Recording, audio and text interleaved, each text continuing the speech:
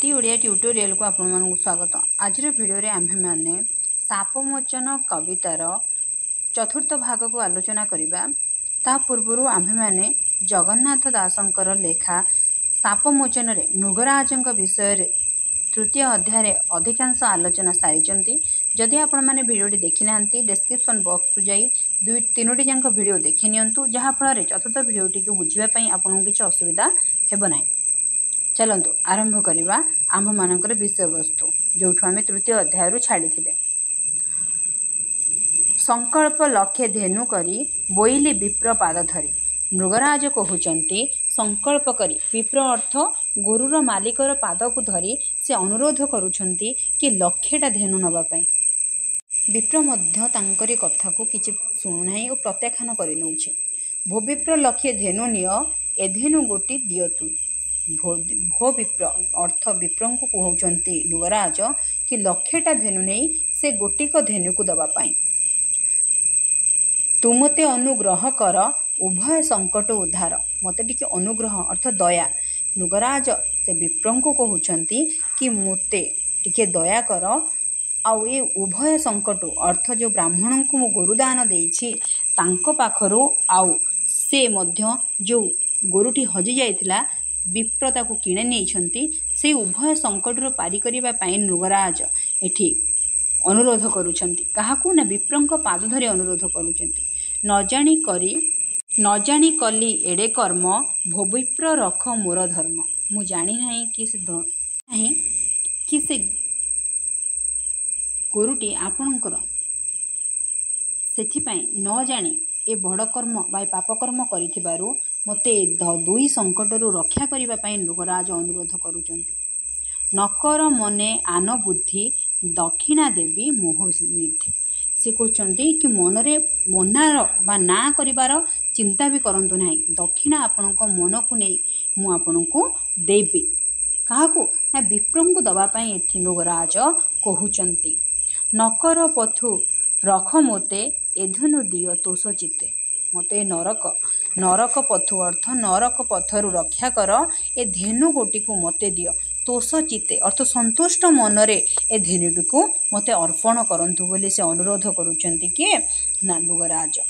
सुनी बोलई प्रतिग्राही लक्ष्य मोर कार्य नाही। प्रतिग्राही अर्थ जे शुणुछि बा विप्र एटी विप्र को संबोधन करा जाउची। से कहउचंती कि लक्ष्यटा धेनुरे मोर कौनसी कार्य नाही। एमंत बोली विप्र गला अनेक दिन प्रतिग्राही कला। एतिकी कहीकि विप्र कौन करछि ना चली जाइछि। आन जे प्रतिग्राही थिला से प्रतिग्राही अर्थ ब्राह्मण मध्य से समस्त कथा को सुनिछि। अयुक्त देवी ताकू धेनु ता देखि विप्र कला मन। मु आपन को अयुतटा गाई देबी से गोटे धेनु को आपण प्रत्याख्यान करंतु बोली नृगराज कहिचंती ब्राह्मण को। बोइला लक्ष्य निय तुही सुनी बोइले कोप होई। बोइली लक्ष्य निय तुही सुनी कोपिला मोते चाही। अर्थ ब्राह्मण नृगराज को अनायकी कोप भरा होई तांकर उपाख्यान करुछंती कि अयुतटा धेनुरे तांकर कौनसी कार्य नाही। से जो दान सदृश जो गाईटी को नहीं थिले तारी उपलक्षे से तांको कोप भर होई चाही रहिचंती। ब्राह्मण तांकर प्रति उत्तर रे नृगराज को कोप भर होई चाहे तांकर समस्त राग को दर्शाउछंती। बोइला पुरुष वचने निंदा तो कोलु महाजने। कहउचंती से मो ब्राह्मण जनक नृगराज को कि बोइला पुरुष वचने तू पुरुष हे मध्य तू गोटे महान जन को निंदा कलु। दान दे दान छड़ाई नेलु। या ठारू कौनसी पाप भार अधिका नाही बोली कहउचंती ब्राह्मण। कोपे चलिला निज घरे नित्य आसई मोरपुरे। रागिकी निज घर को चली जाइछंती। नित्य आसई मोरपुरे अर्थ प्रतिदिन मो पुर को बा मो स्थान को से आसे। प्रति दिवसे बोध करी बोइले विप्र पाद धरी। प्रतिदिन दुई जन को प्रतिदिन से विप्रंक पाद धरिकी से अनुरोध करती किए ना नृगराज। मृगराज प्रतिदिन से विप्र को पाद धरी निवेदन करती कि आपण मते क्षमा करंतु, आपण कोप करंतु नाही, आपण को मु लक्ष्यटा गाई देबी। एसबू प्रतिदिन मृगराज आगे ये सब संगठित होता। प्रतिदिन से ब्राह्मण को तोष चित्तर फेरईदेवाई चेष्टा करुले। कोपे न शुणे मो वचन एमंते गला केते दिन। कोप अर्थ रागिकी से तांकर कौनसी कथा को भी शुणु नथिले ब्राह्मण जनक। एमन तो केते दिन बीती जाइछि। मृगराज कृष्ण आगे व्याख्या करुछंती एहीपरि भावरे बहु दिन अतिक्रम करिगलाणी। भोनाथ शुण जनार्दन काले मु छाड़िले जीवन। भोनाथ हे नाथ भगवान मो कथा को टिके शुण। एठू मोर प्रथम सोपान आरंभ है। मु कौन कली ना प्रतिदिन दुई जन जाक बुझाई बुझाई थकी जाइथिले आ मो जीवन मते छाड़ी चली जाइछि। काले मु छाड़िली जीवन। काले अर्थ समय समय मो आयुष पूरीबार मु कौन कली ना मो जीवन छाड़िली। मरण काले जमदूते मिलिले मोहर अग्रते। मृत्यु समय जेतेबेले मु मोर काल पूरिला समय मो जीवन प्राण त्याग कली सेही समय मरण मरण काल मरण समय जमदूते अर्थ जमदूत माने आसी मो सम्मुखरे उपस्थित हेले। मृगराज एठी कृष्ण को समस्त व्याख्या करुचंती। मृगराज एठी समस्त को बा कृष्ण को तांकर समस्त उपाख्यान कहउचंती जहाँ तांको जीवन रे घटी जाइथिबा घटनावली को से उपाख्यान करुचंती।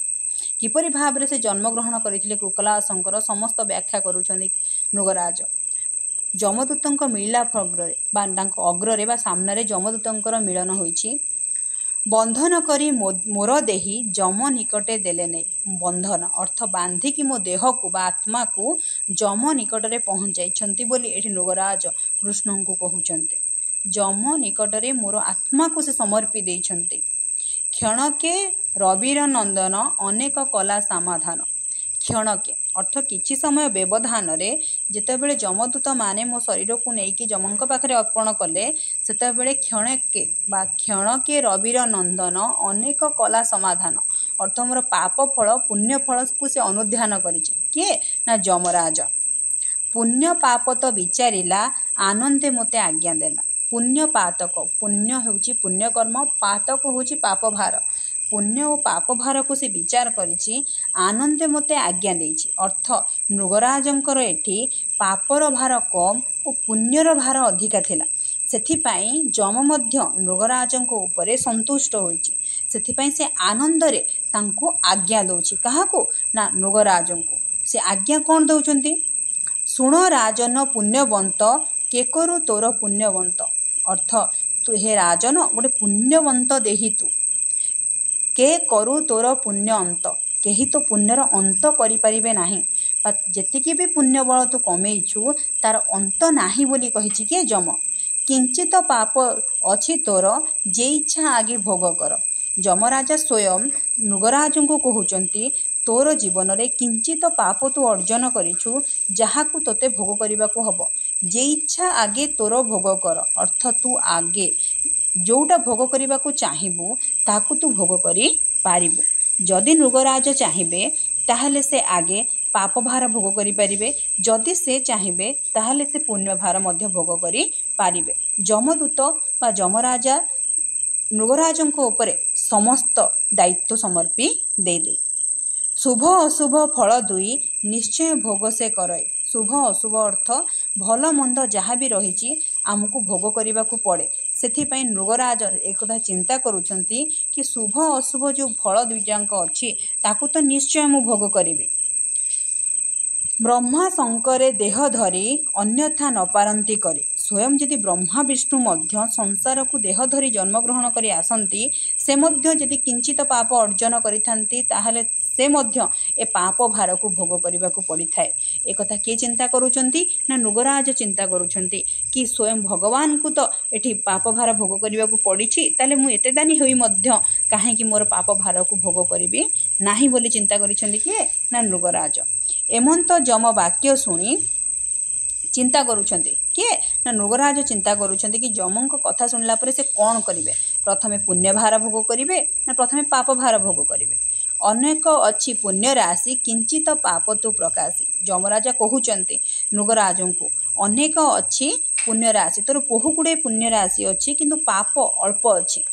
आग भंजीबी पाप भार ए दुख मोर महाघोर।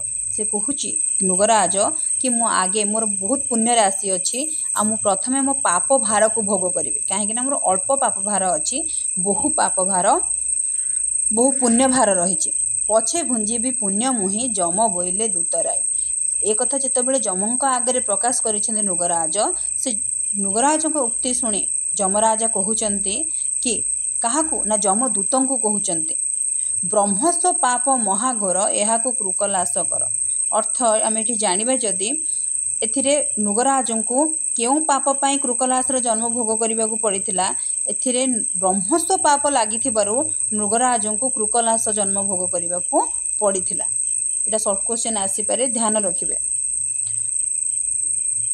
वन गहन अंधकूपे अनेक काल थाउ कूपे से कहते कौन ना जमराज दूत को आज्ञा देले कि नृगराज को कृकलास जन्म दवापाई कहीं से ब्रह्मस्व पाप अर्जन करते आ गोटे वन गहन अर्थ वन भितर थिबा घोर अंधकार भितर अनेक काल थाउ पापे अनेक काल ताकू रखिबापाई आज्ञा देथिले के जमराज एमंत बोलू बोलू जम लभिली कृकलास जन्म एहीपरि भावरे मु जेतेबेले ए सब कथा जमंक मुखरु सुनिली किछि क्षण अंतराले मु कृकलास जन्म भोग करि सारिथिली आत्मसंजोग काल मुहि डाकिली कर मोते त्राही आत्मसंजोग जेतेबेले मते कष्ट हैला सेतेबेले मु जमराज को प्रार्थना कली मोर पाप भारु कमई पाइबा पई तांगु विनीत अनुरोध कली ता शुणी जम दया कला प्रसन्ने मोते आज्ञा देला ताहा शुणिला मोर कष्ट को बुझी पारिले किए जमराजा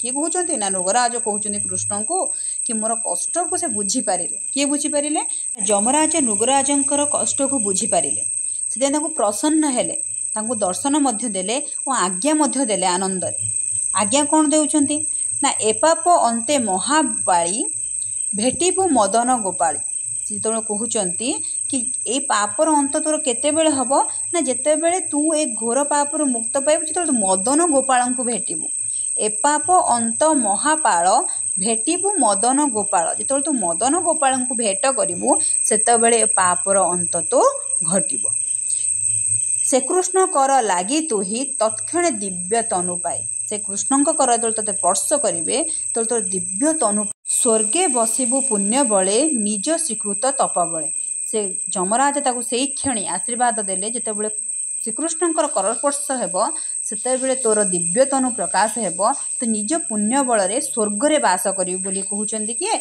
ना जमराज काहाकू कहउचंदी ना नृगराज को कहउचंदी भोनाथ तोर आज्ञा बले लभिली पद्म पाद तले भोनाथ अर्थ हे भगवान तोहरी आज्ञा बल मुझे दिव्य तनु पुणी थे फेरी पाई बोली नृगराज ये कृष्ण को कहउचंती एमंत कही नृगराजा कृष्ण चरणे कला पूजा एतिकी कही सारिबा परे नृगराजा कौन करुचंती ना कृष्ण चरण रे पाद पूजा करुचंती पाद पंकज रे पूजा करुचंती काहेकि ना से तांकर दिव्य स्वरूप तनु को प्राप्त करिसंती कहा पई ना कृष्ण को पई किरीट अच्छी शिर मध्य नमिला कृष्ण पद्मपदे किरीटी अर्थ मुकुट तांको मस्तक रे बा नृगराजंकर मस्तक रे कौन अच्छी ना मुकुट शोभा पाउची तथापि से कौन करछन्ती ना कृष्णंकर पाद तले नमस्कार जणैछन्ती पद्म पादे बा पद्मर पाद परि कोमल कृष्णंक पाद को नामकरण दिया जायछि तत्क्षणे बसी दिव्य रथे विजय कला शून्य फते सेई क्षणी नृगराज तांकर दिव्य स्वरूप प्राप्त परे गोटे दिव्य रथ प्रकटिछि आ से दिव्य रथ रे से विजय करी चली जाइछन्ति शून्य पथ रे बा आकाश रे स्वर्गपुरी के जाइछन्ति ना एठी नृगराज स्वर्गपुरी जीवा कथा व्याख्या करिछन्ते समस्त घटना बेलू आमे एठी एया बुझिले कि जदि संसार को स्वयं भगवान भी जन्म नहीं आसी थांती जदि से किछि पाप अर्जन करूछन्ति ताहले से निश्चय भावरे तांकर पाप भार को यही धरापृष्ठ रे ही भोग करने को पड़िबो सेथिपाई एते दान सदृश मध्य एते दान देले देवा सदृश मध्य नृगराज को पाप भार भोग करने को पड़िथिला पुणी किंचित पाप न अज्ञातरे जो पाप को से ज्ञातरे अर्जन करि नथिले नृगराज अज्ञातरे से पाप को अर्जन करथिले जार फल मध्य तांको काहाको ना नृगराज को ଏହି ଧରାପୃଷ୍ଠରେ ଭୋଗ କରିବାକୁ ପଡ଼ିଥିଲା। ଯମରାଜା ତାଙ୍କୁ କୃକଲାସ ଜନ୍ମ ସଦୃଶ ଦେଇଥିଲା, ଅନ୍ଧକ ଉପରେ ଯନ୍ତ୍ରଣା ଦେଉଥିଲା, ତାହା ମଧ୍ୟ ଆମେ ଏଠୁ ବୁଝିବାକୁ ପାଇବା। ସ୍ୱୟଂ ଜଗନ୍ନାଥ ଦାସଙ୍କର ଭାଗବତରେ କୃଷ୍ଣଙ୍କ ମୁଖରୁ ନିଃସୃତ ବାଣୀକୁ ଏଥିରେ ବ୍ୟାଖ୍ୟା କରାଯାଉଛି। ତାମାନେ ଆମର କୌଣସି ନା କୌଣସି କର୍ମଫଳ ଆମକୁ ନିଶ୍ଚୟ ଏଇ ଜୀବନରେ ହିଁ ଭୋଗ କରିବାକୁ ପଡ଼ିଥାଏ। ଯଦି ଆପଣମାନଙ୍କୁ ଏ ଭିଡ଼ିଓଟି ଭଲ ଲାଗିଥାଏ ତାହେଲେ ଲାଇକ୍ ଆଣ୍ଡ ସବସ୍କ୍ରାଇବ୍ କରନ୍ତୁ। ନେକ୍ସଟ ଭିଡ଼ିଓରେ ଆମ୍ଭେମାନେ ଏଇ ପାଖରୁ ଆଲୋଚନା କରିବା। ଯଦି ଆପଣମାନଙ୍କ ପାଖରେ କିଛି ଡାଉଟ୍ ଥାଏ କି କମେଣ୍ଟ ଥାଏ ବା କିଛି ଭୁଲ ଥାଏ ତାହେଲେ କମେଣ୍ଟ ବକ୍ସରେ ଜଣାନ୍ତୁ। ଏ ଭିଡ଼ିଓଟିକି ବହୁତ ଜଣଙ୍କ ପାଖକୁ ସେୟାର କରନ୍ତୁ, ଆପଣ ସାଙ୍ଗସାଥୀଙ୍କ ପାଖକୁ ସେୟାର କରନ୍ତୁ, ଯାହାଫଳରେ ସେମାନେ ବି ଆର ପାଠକୁ ଜାଣିପାରିବେ। Thank you.